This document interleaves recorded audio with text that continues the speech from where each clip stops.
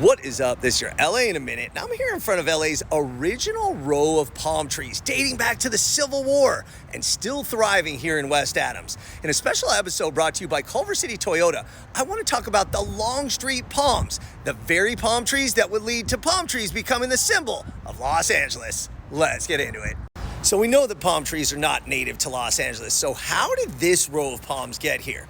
Well, in December of 1873, Charles Longstreet, the son of a clothing magnate in Syracuse, New York, came to Los Angeles for health reasons. He had tuberculosis, and LA at the time was a health seeker's paradise with its balmy and dry climate.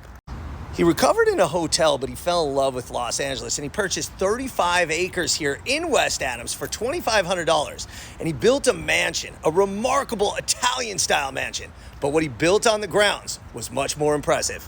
Longstreet spent an unthinkable $100,000 on landscaping, planting rare plants, different types of cactus, an orange grove, and these rows of Washingtonia robusta, or Mexican fan palms, that were at least 10 years old at the time, dating back to the Civil War. The property became a showcase for Southern California. It was touted initially within the city, but soon on postcards and pamphlets for the LA Chamber of Commerce, promoting its climate and tropical environs. People came from all over the country to experience the grandeur of this magnificent palm-lined property, which, by the way, was on what was called at the time Palm Drive.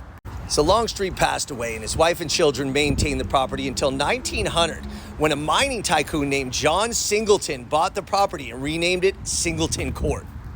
In 1917, the mansion was destroyed by fire, and the only things left were a brick stable for horses, as well as the trees. And by that point, palms had become somewhat commonplace in Los Angeles, but it was noted that in 1920, these were in fact the tallest and oldest in the city.